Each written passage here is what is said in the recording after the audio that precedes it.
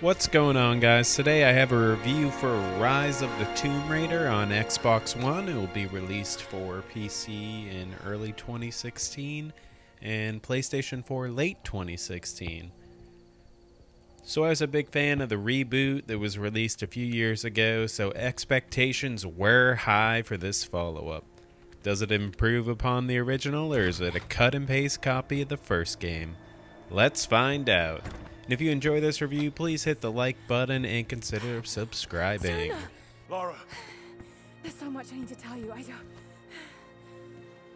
did you find the Prophet's tomb? Yes, but I was followed. What? By who? They call themselves Trinity. They tried to kill me.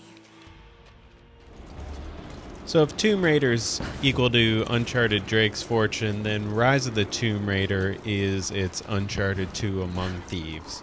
Everything about it just feels bigger and better. Communication repeated. As usual, I'm going to be very vague regarding the story to avoid any spoilers, but we find Laura now fully embracing her adventurous side and pursuing an artifact that drove her father crazy when she was a child. There's also a secret religious group chasing after it. Will Laura be able to finish what her father started and be at peace with them? You'll have to play to find out. For the most part, the gameplay mechanics are the same as the previous game. The excellent jumping and climbing mechanics feel as good as ever. You do have to earn the tools you finished the last game with again, so it can be a little frustrating when you get to an area where you need the rope dart but haven't unlocked it yet. The shooting and melee combat still feel a little flat. There's no real cover system either, you just kinda stand behind a wall and hope for the best. I found it much more enjoyable to try and be stealthy and take out as many enemies as I can before they notice something is even wrong. When enemies do find you, the AI is pretty aggressive. They will charge you and another will be throwing grenades where you're hiding to force you to move. And the game felt about 50-50 between exploration and traversing the landscapes to combat. The map is similar to the previous game. You're in this giant area that you can explore, and the mission objectives will be off to the sides of it. Areas will unlock as you get better gear playing through the levels. However, there is a ton of side quests to do in the game. There's also typical collectibles, but now there's NPC characters that give you some pretty basic side quests to help with. Normally I'd recommend sticking with the main quest line, but you get valuable items from these side quests, such as more powerful weapons, new abilities, and perks. This gives you a sense of accomplishment for doing them instead of just grinding away to raise your level. It also makes you explore this giant world and learn new ways to get places you didn't think were possible, which is what makes the game fun. Now, one of the complaints from the previous game was there weren't enough tombs. This has definitely been addressed for the sequel.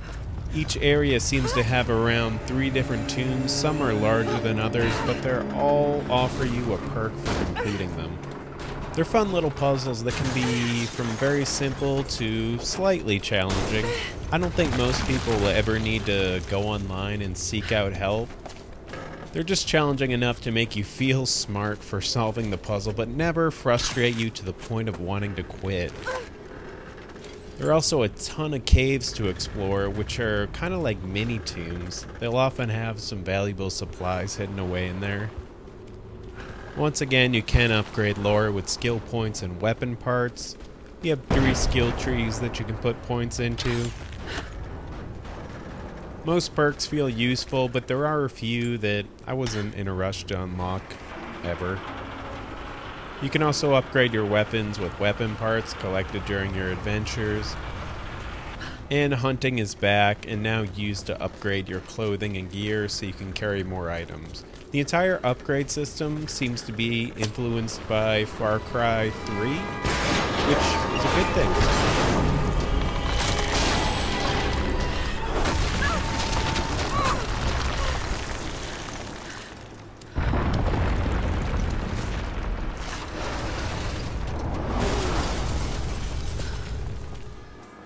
The X factor that sets this game apart is just how much fun it is. Normally in games with collectibles, it feels like a chore to run around and find them. However, in Rise of the Tomb Raider, I found myself getting distracted from the main quest for hours, exploring caves, finding relics. I also usually skip the audio logs in most games, but in this they added to the story and should not be missed. The game does an amazing job of making you feel like you're on this adventure and you don't want it to stop. It also helped that the game looks incredible. This is one of the best looking games on the Xbox One. Lara herself is animated beautifully, and seeing her interact with the world around her makes her feel alive. The playable cinematic sequences are better than anything we see during summer blockbusters now too. Playing this game just feels like watching a great movie.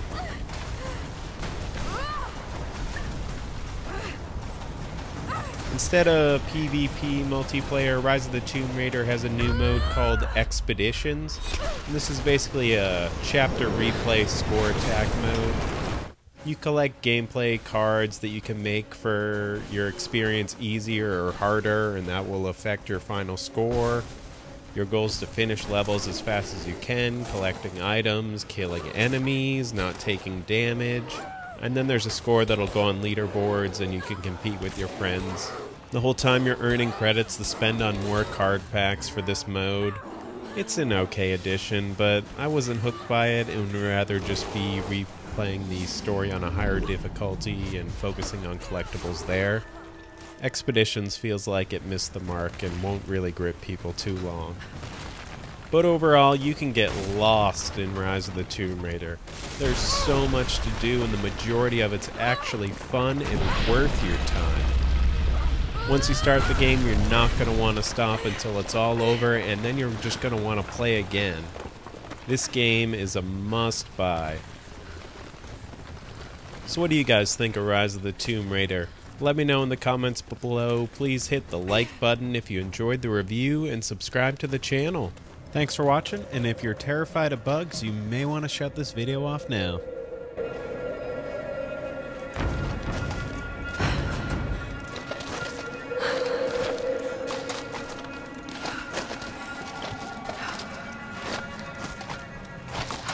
Damn it. Come on.